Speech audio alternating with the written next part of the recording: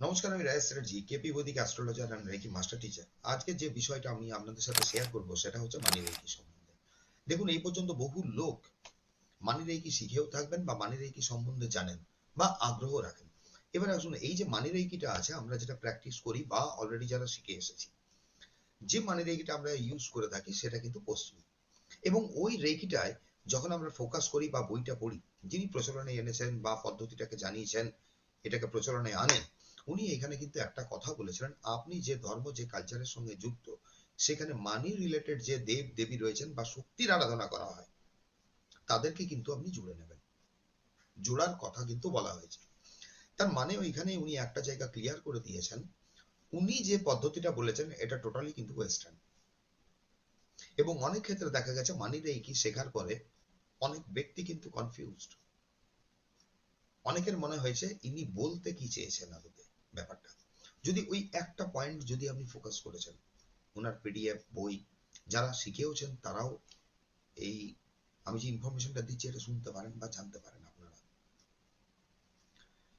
ওইখানে উনি যে বলেছিলেন, আপনি আপনাদের কালচারের দেবদেবী বা আপনাদের, কারণ দেখুন ওয়েস্টার্ন কালচারে যেটা এই পূজা অর্চনা আমরা এগুলো সাধনা ভজন এগুলো বিভিন্ন নাম দিয়ে বিভিন্ন জিনিসটাকে বোঝাই। এনারা তো বলেন খালি রিচুয়াল আপনার।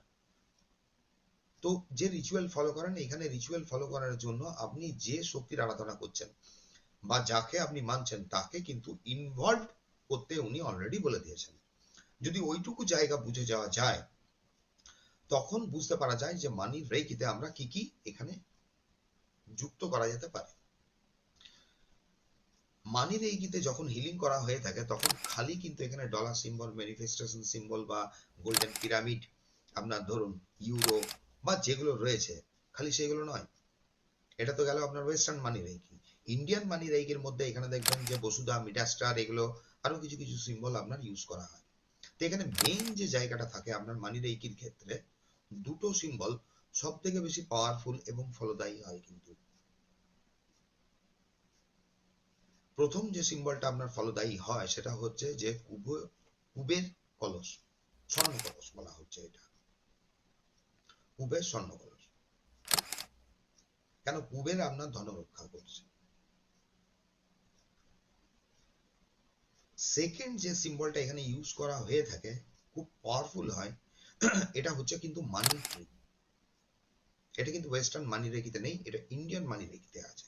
এবার ইন্ডিয়ান মানি রেকি বলতে কি, ওয়েস্টার্ন মানি রেকি যেটা আসছে, টোটাল জিনিসটাই ওইটা আছে, খালি এখানে আমরা আমাদের কালচারে যেটা মানি, যেটা করি সেই জিনিসটার খালি যুক্ত করা হয়েছে এবং তার পার্টিকুলার কোনো চক্রে বা কোনো স্থানে রেখে স্থাপন করি সেই হিলিংটা করা হয়, যেটা প্রচন্ড পাওয়ারফুল হয়ে যায়।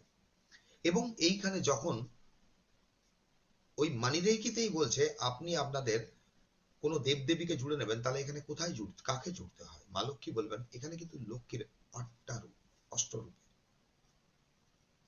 এবার যখন আমরা যে হিলিংটা মানি রেকিতে অর্থ দিয়ে অর্থের জন্য করছি, এখানে আপনাকে চয়েস করে নিতে হয় যে মা লক্ষ্মীর আপনার কোন রূপটাকে আপনি নিজের এই হিলিং এর ক্ষেত্রে ইনভলভ করতে চাইছেন বা আরাধ্য হিসেবে মেনে নিচ্ছেন। সেটা ভূদেবী হতে পারে। ম্যাক্সিমাম জনই কিন্তু এখানে ভূদেবীকে জুড়ে নেন। ভূদেবীকে জুড়ে নিলে একটা হয় কি, আমরা যে মানি রেকির হিলিংটা আমরা করি, এর মানি এনার্জি ফ্রিকোয়েন্সি কিন্তু অনেক বেশি আপনার বাড়তে থাকে বা ফলদায়ী হয়। এই মানি রেকিতে আপনার এই যে একটা জায়গা ছিল আপনার ওয়েস্টার্ন মানি রেকিতে, একটা জায়গা কিন্তু এখানে কনফিউশনাল ছিল। কনফিউশনাল বলতে কিরকম, মানি রেকি দিয়ে কি আপনার যখন কোনো মানি বাউল হোক বা মানি বক্স হোক বা ভিশন বোর্ড, এইগুলো তো হিলিং করার জায়গাটা ইজিলি বোঝা যায়। যখন উনি বলছেন আপনি আপনার কালচারের জায়গাটা কিন্তু ছাড়বেন না, আপনি আপনার কালচারের জায়গাকে ইনভলভ করুন, তখন আপনি ইনভলভ করবেন। তো কি করবেন? কেন? এই যে আমি বললাম স্বর্ণ কলস বা ধরুন আপনার মানি ট্রি, এটা তো অ্যাকচুয়ালি কোনো সিম্বল নয়। মানি ট্রি বলতে এইরকমও বোঝা হয় না যে মনে করুন একটা গাছ কোথাও রয়েছে যার মধ্যে অসংখ্য টাকা ধরে রয়েছে, এটাও অত না। তো এই যে জায়গাটা আছে, বিশেষ করে যদি আমার ক্ষেত্রেও বলেন, এগুলো দীর্ঘদিন প্র্যাকটিস করতে করতে করতে করতে একটা সময়ের পরে কিন্তু ব্যাপারটা আমি বুঝতে পেরেছিলাম বা ধরতে পেরেছিলাম। এবার দেবদেবীর যখন আরাধনা করা হবে, তাকে তো কোনো একটা স্থান বা জায়গা দিতে হবে। এবার হিলিং এর প্রসেস যখন অনেক সময় আমরা বিছানাতেও করি, আমরা মাটিতেও করি, বিভিন্ন জায়গায় হিলিং করতে পারি। হিলিং মানে এটা নয় যে আমাকে ঠাকুর ঘরে বসে করতে হবে। তাহলে এই ভূলক্ষ্মীকে যখন বা ভূদেবীকে আপনি যখন ইনভলভ করছেন, বা সেই ক্ষেত্রে অতি অবশ্যই এনাকে কোনো একটা স্থানে আমাকে স্থাপন করে তার কাছ থেকে ব্লেসিং চাইতে হচ্ছে, যাতে একটা কন্টিনিউয়াস ব্লেসিং ওইখান থেকে আসে।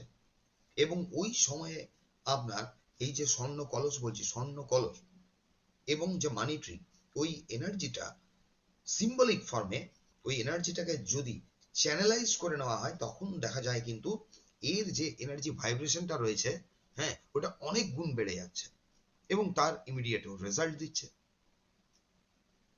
ইমিডিয়েট রেজাল্ট দেয়। এখানে সবসময় যে আমরা ডলার সিম্বল বা রুপি সিম্বলটাই ইউজ করব তা কিন্তু নয়। এবারে দেখুন, রুপি, ডলার, এগুলো কিন্তু এই যে সিম্বলগুলো রয়েছে, এগুলো কোনো কারেন্সিকে রিপ্রেজেন্ট করছে, যেটা প্রত্যেকদিন ওঠানামা করে। এইটা অনেকে স্কিপও করে দেয়, মানে আপনি স্কিপও করতে পারেন, যেহেতু এটা ফিক্সড কোনো এনার্জি নয়, এটা আপ এন্ড ডাউন চলে। আর এটা আমরা বলতে পারি না যখন ডলার আপ আছে, রুপি আপ আছে, তখনই আমি এই জিনিসটা রিলিং করব। এটা দীর্ঘদিন পর্যন্ত আপনার একটা এর পেছনে খাটতে খাটতে রিসার্চ করতে করতে এই জায়গাটায় ধারণায় একটা উপলব্ধি হয়, মানে আমার উপলব্ধি হয়েছে। তো যাই হোক, এটা শেয়ার করার পিছনে একটা কারণ ছিল যে আমি শেয়ার করলাম। কেউ যদি ভিডিওটা দেখার পরে উপকৃত হন, এটা আপনি আপনার নিজের মতো করে ব্যবহার করতে পারেন, বা যদি আপনাদের মধ্যে কেউ মানি রেইকি শিখতে চান, এটা আপ টু আপনার। মানি রেইকি কিন্তু একটাই কোর্স হয়। ওইখানে level 1, level 2, grand master level পর্যন্তই কিন্তু মানি রেইকি কোর্সটা করানো হয়। মানে একটাই কোর্স, যে কোর্সের মধ্যে আপনি প্র্যাকটিশনার হিসেবে ঢুকছেন, আর ওই একই সাথে আপনি গ্র্যান্ড মাস্টার হয়ে বেরোচ্ছেন, মানে আপনি লোককে প্রশিক্ষণ করতে পারছেন। এবং যে কোনো জিনিস, মানি রেইকিতে আরেকটা জায়গা যেটা বলা হচ্ছে, আপনার ব্যক্তির থেকে বস্তুর ওপরে এটা কিন্তু বেশি ক্রিয়াশীল, কার্যকরী। মানে যে কোনো বস্তুকে আমরা কি করতে পারি, এখানে যে কোনো বস্তুকে আমরা মানি ম্যাগনেট হিসেবে রেডি করার জন্য ওকে অ্যাটুনমেন্ট পাস করে, ওকে পার্টিকুলার কিছু সিম্বল দিয়ে ওকে চার্জিং প্রোগ্রামিং করে আমরা মানি এনার্জি এর মধ্যে টানতে পারি। তো যাই হোক, আজকে এই পর্যন্তই রাখলাম। যদি মানি রেইকি সম্বন্ধে আপনাদের আরো কিছু আগ্রহ থাকে বা শেখার আগ্রহ থাকে, আমার সাথে যোগাযোগ করতে পারেন এই নিচে দেওয়া আপনার হোয়াটসঅ্যাপ নাম্বারে। আজকে এই পর্যন্তই রাখলাম, নেক্সট ভিডিওতে আবার আপনাদের সাথে দেখা হবে।